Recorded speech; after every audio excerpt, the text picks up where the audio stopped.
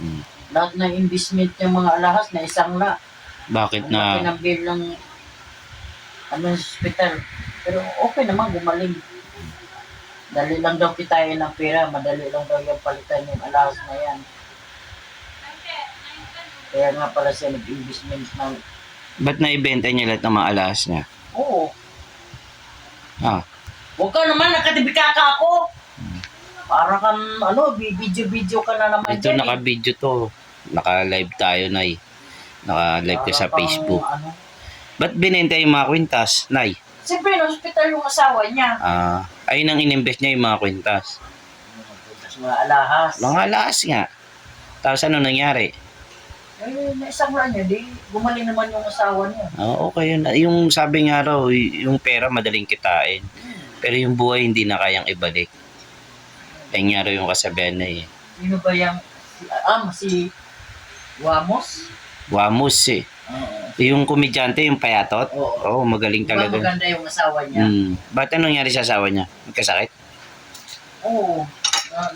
Putris ka as pusa. Pilit ka talaga mag-aakyat. Oo. Tapos yun, gumaling na. Tapos yung kapatid niya si rin. Galak. Ang ganda ng bahay. Sino? Yung kapatid niya. Siya rin na dancer. Tapos naging vlogger. Yung mayaman na yun eh, di ba, Nay? Mahirap lang. Nanay nga nila, tinuturuan din mag-vlog. Kayo, Nay, kunyari, bigyan kayo ng pagkakataon, kayo maging vlogger ko na magbablog din kayo, tapos kumita. Gusto niyo rin ba maging vlogger? Ikaw na lang. Hindi, kunyari si Emiros, papadalan ka ng magandang cellphone, iPhone 14 o kaya 15. Hindi na. Maganda, tapos may microphone. Hindi na, hindi ko kailangan na. Bakit ayaw niya eh? Kunyari, itong pagluluto natin, yung cooking episode natin, malay mo, yumamang ka dito, sumikat ka sa buong mundo. Hindi na kailangan, Tigiboy, ikaw na lang. Pero ayaw mo maging vlogger, Nay. Pag kunyari na yung mga napapanood mong mga vlogger dyan sa Facebook tuwing umaga, pati sa YouTube, anong mga gusto mong natutuwa yung mga comedy, Nay? Siyempre, yung mga comedy. Ayaw mo nang matungkol sa pagluluto ng pagkain? Minsan. Pero ano mas gusto mo? Na yung magandang kwento? Comedy talaga, nakakatawa. Oo. Hindi ba yung mga panghuli ng isda sa probinsya, minsan nanonood kayo yun, di ba? Nakakaliban din. Tapos yung mga pagkain. Yung kay Ibana Alawi, Ibana ba yun? Ibana Alawi ba yun? Ayaw mo na. Sino na ngayon ang pinapanood mo ngayon sa YouTube? Wala naman, iba-iba lang. Yung mga nanguhuli ng isda sa Mindoro. Natutuwa ako. Yung pinapanood mo rin dati na yung OFW sa Amerika, yung namumulit ng basura, wala na yun.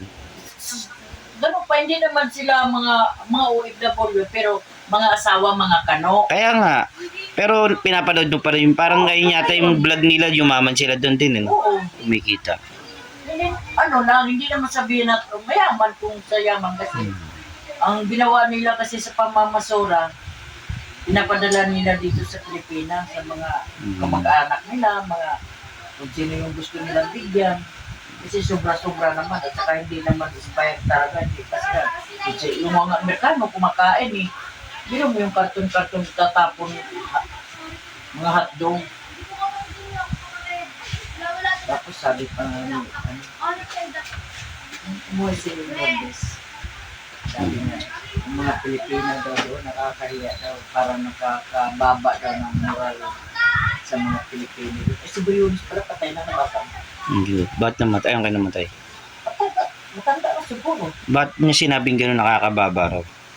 Nakababa daw mo. Siyempre, yung karamihan ng mga Pilipino doon namumulot ng basura. Lalo na sa bandang, lugar na yun. Marami doon nakapag-asawa ng Pilipino. Ano ba yun? Yung si Inday Roning, anong lugar nila yun? Anong bansa? States? Hindi. Ang pangalan lugar nila. Sa Spain, maganda rin yun yung mag-asawa. Mag-asawa sila, trabaho sila sa isang factory. Pag galing nila sa trabaho, nangunguha sila ng basura. Tapos yung pinagkukuha nila, yun, pinapadala nila dito sa mga, yung mga tao na walang-wala talaga. Katulad yung mga kalingap, siguro isa rin siguro yan na inisponsoran nila. Kasi karamihan nag-sponsor ng mga taga-ibang bansa. Kasi karamihan naman yata ng mga vlogger, pag kumikita na, tumutulong din sila sa mga tao. O kasi sabi, mayroon nga vlogger na taga Davao eh. Meron silang tinulungan ba? Dalaga, nag-aaral, naglalakad sa haba ng kalsada. Sabi meron, tinulungan niya. Sabi niya, sige mag-aaral kang mabuti. Para yung ginawa namin sa iyo, yun din ang gagawin mo. Tutulong ka rin doon sa iba. Parang sinishare mo yung blessing. Tapos kapag natulungan ka na, isi-share niya naman yung blessing sa ibang tao. Baga maging channels of blessing. Katulad yung biyahero, ang mga tinutulungan talaga, mga eita. Tapos, pag may hitsura ka, at matalino ka, tinutulungan nila talaga kung interesado talaga sa pag-aaral. Iba karamihan ng mga katutubo eh.